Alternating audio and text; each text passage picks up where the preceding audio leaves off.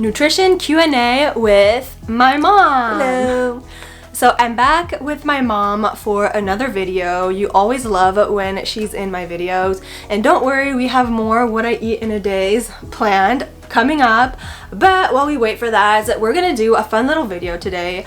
We're gonna see how French people who aren't nutritionists do with nutrition. I mean, I know that it's something that interests you, so you learn about it on your own, and I tell you stuff too. But it is interesting to me. I want to know what you think about certain topics that are like kind of trending in the nutrition space, and see how you answer them, how you would like naturally answer them. So what like pops up in your mind when I tell you these questions. Sounds good? Yes, I'm a little stressed out, but there's no wrong answer, right or wrong answer. That's exactly what you should do. Look into it at some point. Very Absolutely. Spontaneously, yeah. That's perfect. Yeah, you're absolutely right. First question. What are your thoughts on fad diets? Personally, I've never gone on a diet in order to lose weight. I remember trying, of course, at certain points of my life. I remember trying different types of foods, different diets, but never in order to lose weight. So I know, I'm very lucky to be naturally thin. And when it comes to fat diets, I'm really convinced they rarely contribute to lasting weight Keyword loss. lasting Weight loss. When it comes to intermittent fasting, like everybody, I've heard and read a lot about intermittent fasting these past few years, and I'm just curious. I might look into it at some point. I might look into it. I'm not saying I'm going to do it, but I might look into it. But once again, fat diets, I really know that I will never ever go on a fat diet, even if at some point in my life I think I'm a little overweight and I need to lose weight. Never. Okay. Yeah, it's interesting to hear your perspective on intermittent fasting. If I did it, it would be for different reasons. Like to live longer, maybe, and put your, I don't know, your stomach at rest. I don't know. I've read things. I'm not sure. I just said I might look into it. I'm more curious about intermittent fasting than about, for example, fat diets. But for me, it is a fat I'm sure, diet. Maybe. Yeah. No, I'm not a specialist, but you read so much about that you want to maybe to. I'm a little more curious. I agree with you. All the other fat diets, they're not. They don't work. That you may have initial weight loss. You may think that it works, but then the second you stop, you gain all the weight back and more. That's how they are designed to work. They're not backed by scientific evidence.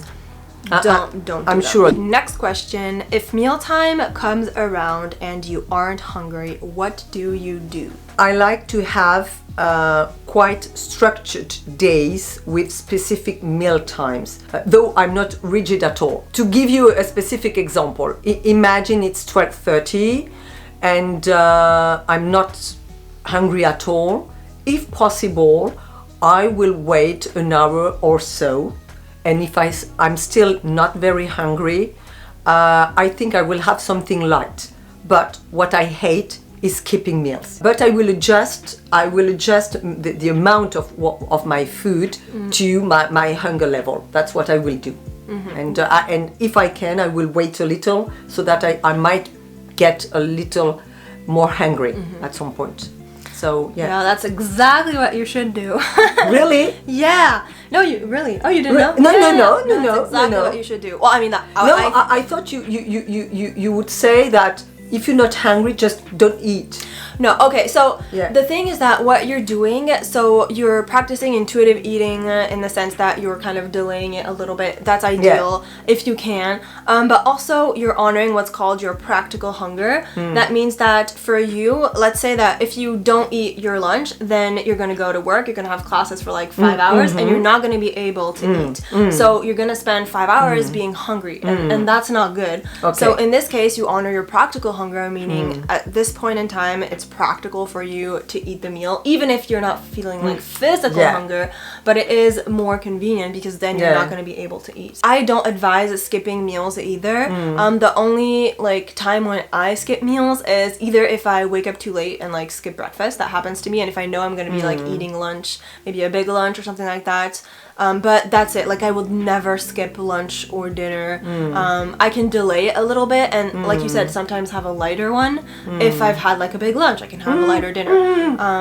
But I don't recommend. I feel like if you start skipping meals, you can get onto like, you know, your routine can be thrown off, your hunger cues can be thrown off. Yeah, and you know, if I skip a meal, imagine it happens to me once. Yeah.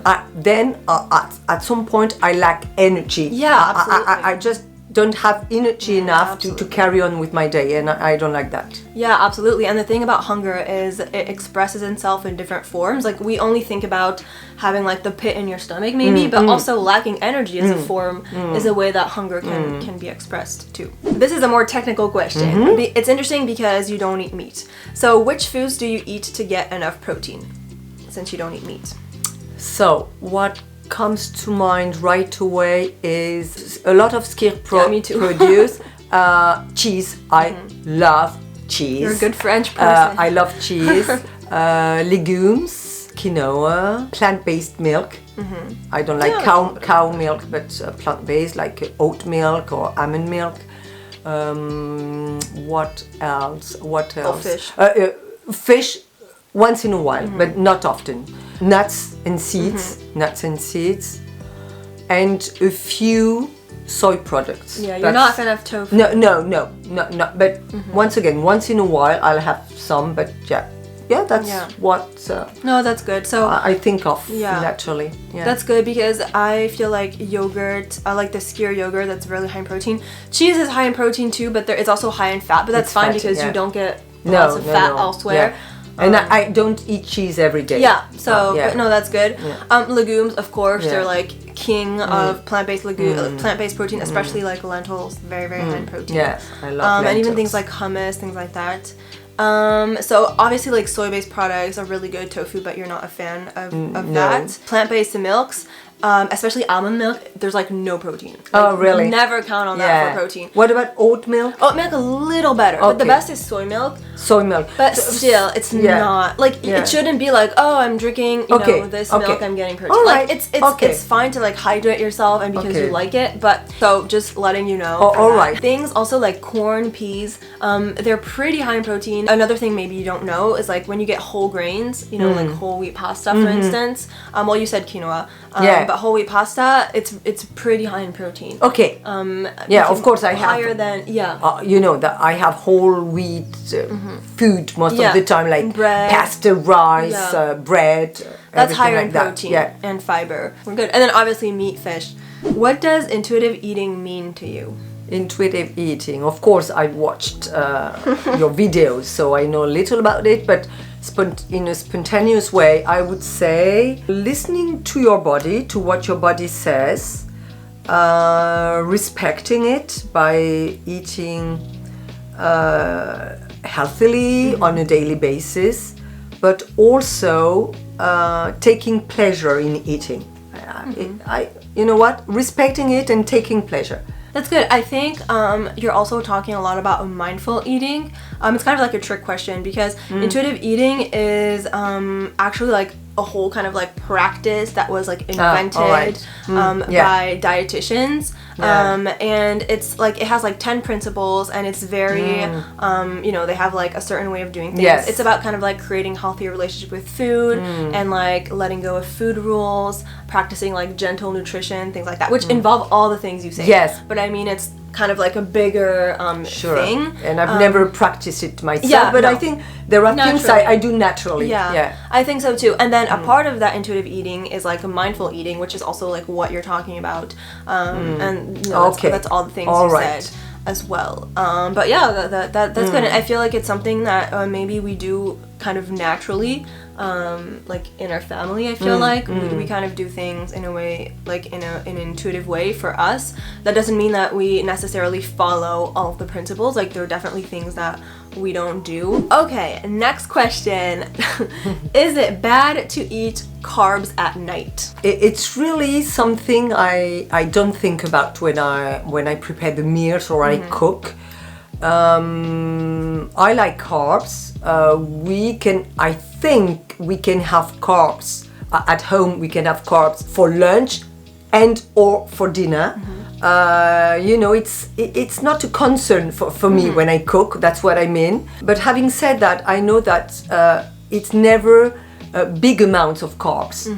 Even if there are some carbs for lunch and for dinner, it will never be in big quantities. So yeah, and the reason why I was asking is that so many people tell me like, oh, you should never eat carbs for dinner. It's only like protein and veggies for dinner. Well, veggies are carbs technically, but and then no carbs past a certain time. But that's again like very like fad diety. There's no scientific reasoning to that. Carbs, especially whole carbs, are absolutely essential. Yeah. I think it's interesting because you said I don't really think about it. Yeah. But I know the way you cook, there's carbs every Yeah, there's really? carbs every Okay, meal. yeah. You never make a meal that's just like veggies and No, because something will be missing, I think. Yeah. No. So you have carbs, which is really good, and also like I'm telling all of you, you should never tell yourself, oh, it's a dinner, I can't have carbs. Like you need carbs all the time, and your brain thrives off of carbs to function. So of course you need a balance of everything, but there's no rule that says that past like 6 p.m. or whatever you can't have carbs. But I like what you said about like I don't think about it. Yeah, I don't think that's about it. the true Yeah. goal. Yeah. Not thinking Yeah. about it, just making Sure. meals the way that you want to, and in a way that and is that like, look balanced to me at least. Absolutely. Okay. Oh, this is a fun question. What is the secret to ending sugar cravings? I'm not sure I know the secret. Yeah, it's a trick question. But maybe I would say just eating sugary foods once in a while, when you feel like it, when you have the opportunity to do so, and maybe most important, without feeling guilty. Just enjoying it once in a while when the opportunity comes. I feel like I wrote that answer. That's what I would say. Very Absolutely. spontaneously, yeah. That's perfect. Yeah. The key is actually to eat them, Yeah. to actually incorporate them. And she's like the queen of that because she's constantly eating like little, little. I like to have a crackers, biscuit with my little coffee in the biscuits. morning. I like to have a piece of chocolate with my coffee after lunch. So if you want to get over your sugar cravings, please don't ban sugar. Don't like take all sugar away from your house. Don't go on like diets where you can't eat sugar and you only have them like on the weekend or something. You need to incorporate sugar, little amounts of sugar pretty regularly, and that way it will create like habituation. It will lose some of its power over you because you'll know that you're able to eat it like whenever you want, that it's easily accessible. Are supplements necessary? Do you know what supplements are? Yeah, sure. Supplements. Yeah, I know what it is. I'm trying to find the definition in French. Actually, complément alimentaire. Okay, I'm not sure about that.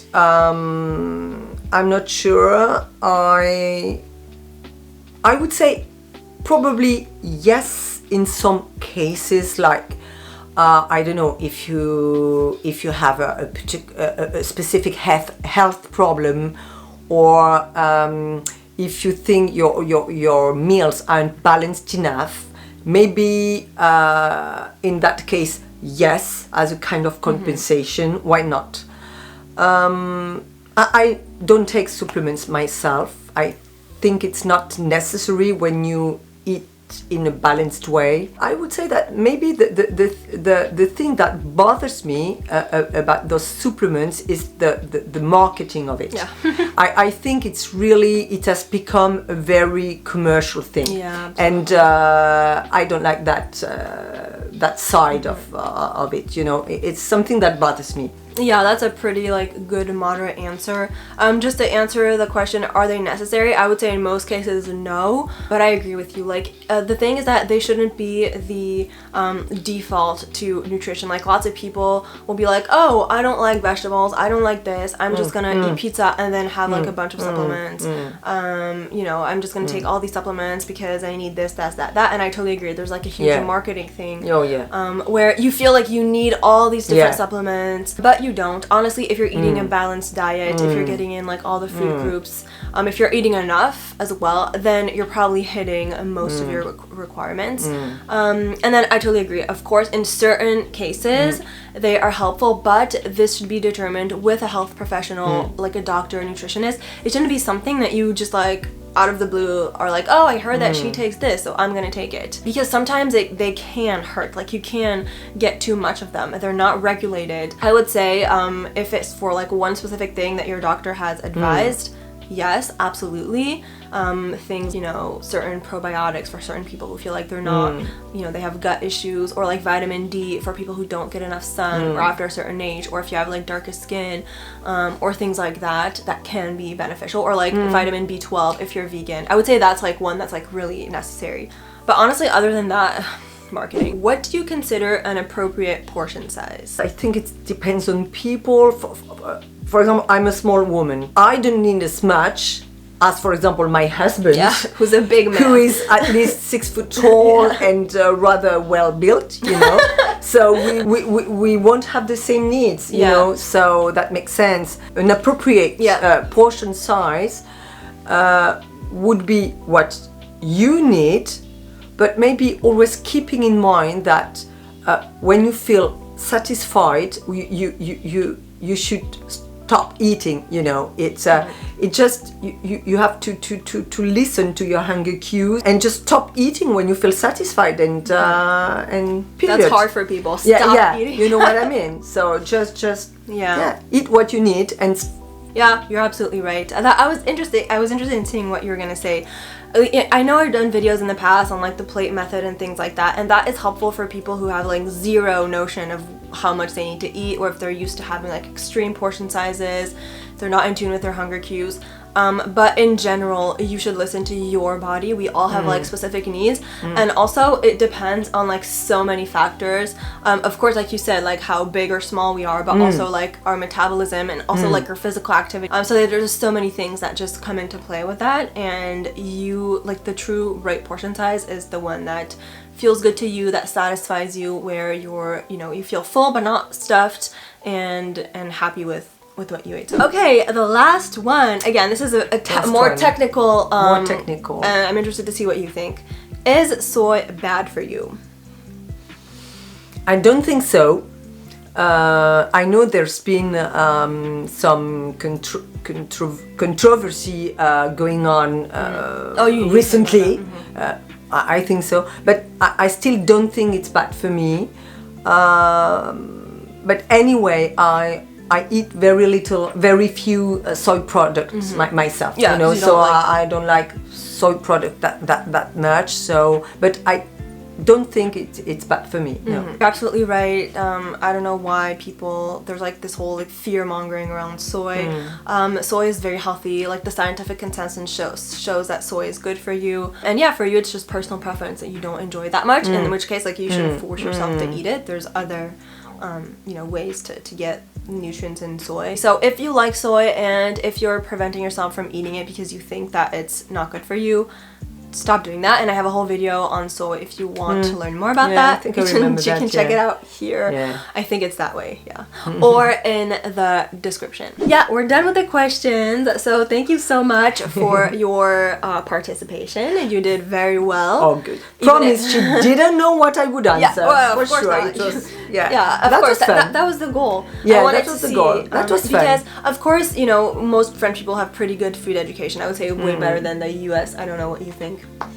I think you're right. You have more like notions. Yeah. But of course, you're also like particularly kind of interested. Yes, I've always been. subject. I've always been. Yeah. Yeah. You know. And we talk about it. And but I do that very once again very naturally. Yeah. You know, I don't read that much. Of Yeah. course, I watch your videos. I ask you See? some You can questions get from good time to knowledge from time, my videos, for so sure. watch them. But you know, I've always done that in a very Yeah. natural way. Thank you very much. You're very welcome. And see you soon for what I eat videos. I know Yeah. you guys like that. Yeah. So if you enjoyed this video, don't forget to like it, subscribe, and see you on my next one. Bye. Bye bye.